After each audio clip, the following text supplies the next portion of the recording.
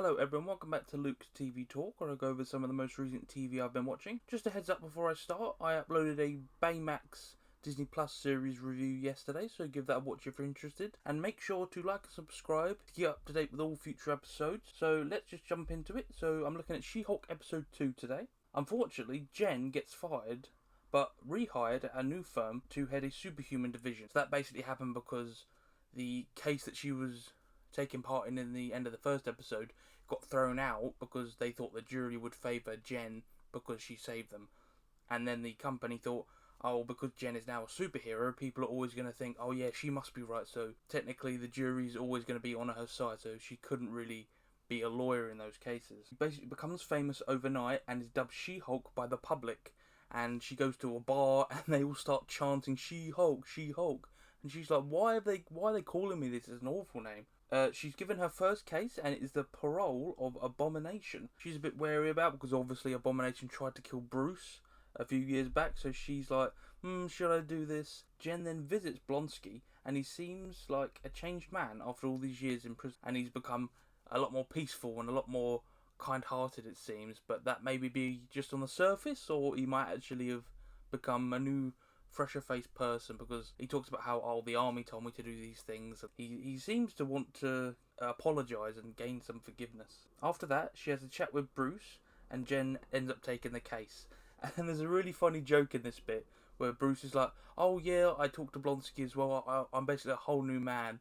And then Jen breaks a fourth wall and is like, really? Because obviously it was Ed Norton in that film, and it's a lovely little nod to the change in actors. I thought it was really good. And then suddenly, the scene of Abomination fighting Wong from Shang-Chi is on the news and framed as an escape attempt. And Jen is basically like, uh-oh, this case has just become a lot more complicated, because I imagine the Shang-Chi scene happened before, but maybe it's only just coming out now, or maybe She-Hulk is technically running concurrently with Shang-Chi, maybe? I'm not too sure, but that's going to put a whole more, a wrench in the works for the case to get Blonsky a parole hearing. So basically now Jen is in a very tough spot.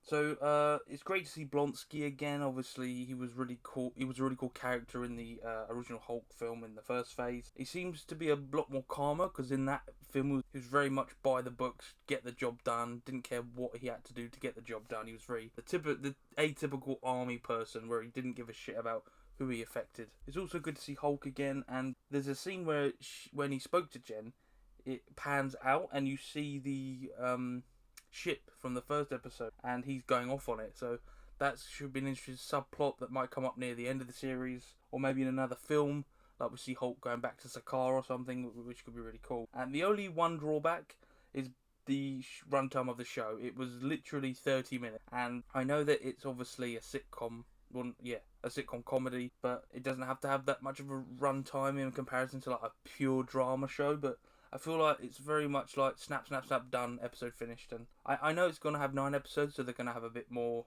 of a runtime as a whole to cover the story, but I feel like it needs more room to breathe more than anything. But yeah, that's really the only bad thing I had to say about it. I love the episode overall, though.